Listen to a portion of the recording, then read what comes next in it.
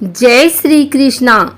आइए सुनते हैं बैसाख मास महात्म्य अध्याय 1। मुनियों द्वारा प्रश्न किए जाने पर श्री सूत जी बोले, हे ऋषीश्वरों, भगवान ब्रह्मा जी के पुत्र महर्षि नारद जी से राजा अम्बरीश ने पूछा, हे ब्रह्मन, आपने धर्म के तत्वों से विभूषित समस्त श्रेष्ठ मासों के महात्मों का वर्णन किया। अब आप कृपा कर मासों में श्रेष्ठ बैसाख मास के महात्म्य का वर्णन करने की भी कृपा करें। इस मास का सेवन किस प्रकार करना चाहिए, किस देवता की पूजा करने से श्रेष्ठ फल प्राप्त होता है, किन धर्म कृत्यों के करने तथा किन दानों के देने से क्या लाभ होता है। आपने कहा है कि यह मास भगवान विष्णु को अत्यंत प्रिय है, सो भगवान विष्णु के पूजन में किन वस्तुओं का उपयोग करना चाहिए।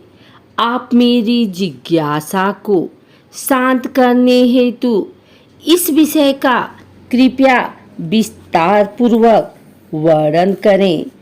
यह सुनकर नारद जी ने कहा, हे राजन, सभी मासों के महात्म्य को भगवान विष्णु ने लक्ष्मी जी से कहा था, वही भगवान ब्रह्मा जी ने मुझे सुनाया है, उसी को मैं तुमसे कहता हूँ।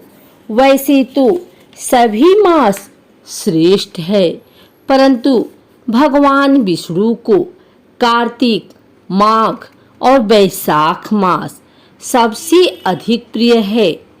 इन तीनों में भी बैसाख मास को अधिक श्रेष्ठ माना जाता है। इस मास के सेवन से प्राणी की समस्त अभिलाषाएं पूरी होती हैं। इस मास में धर्म, यज्ञ, तप, स्नान, व्रत आदि करने से प्राणी के समस्त पाप नष्ट हो जाते हैं। इस मास की देवता भी प्रशंसा करते हैं तथा इसके सेवन को लालायित बने रहते हैं। जिस प्रकार विद्याओं में वेद, मंत्रों में प्रणव, वृक्षों में कल्प वृक्ष, गौओं में कामधेनु, नागों में शेष, पक्षियों में गरुड़, देवताओं में विष्णु, वर्णों में ब्राह्मण, प्रिय वस्तुओं में प्राण, मित्रों में भार्या, नदियों में गंगा, तेजधारियों में सूर्य, शस्त्रों में सुदर्शन चक्र, धातुओं में स्वर्ण, वैष्णवों में शिव तथा मणियों में कौस्तुभ श्रेष्ठ है, उसी प्रकार सभी मासों में बैसाख मास श्रेष्ठ है।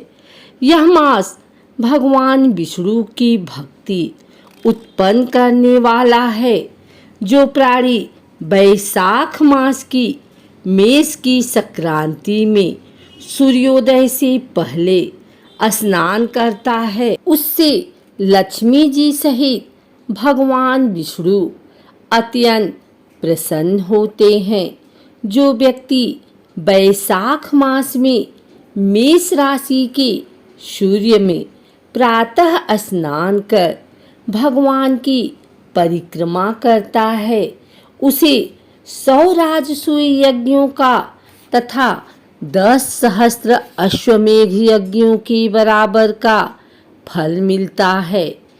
वह समस्त पापों से मुक्त होकर भगवान की कृपा से वैकुंठ धाम को प्राप्त करता है। हे नृपश्रेष्ठ, यदि प्राणी बैसाख मास का सेवन करने के लिए किसी तीर्थ में न जा सके, तो उसे अपने नगर के बाहर वाले किसी जलाशय के जल में ही स्नान कर लेना चाहिए। प्राणी को पाप उसी समय तक त्रस्त करते हैं जब तक कि वह वैशाख मास का सेवन करते हुए स्नान नहीं करता। परम पुनीत वैशाख मास में भगवान विष्णु की आज्ञा से समस्त तीर्थों के अधिष्ठात्री देवता सूर्योदय से 6 घड़ी तक जल के बाहर प्राणियों के कल्याणार्थ ठहरते हैं। जो प्राणी इस समय तक भी जलाशय में स्नान के लिए नहीं आते वे श्रापित होते हैं।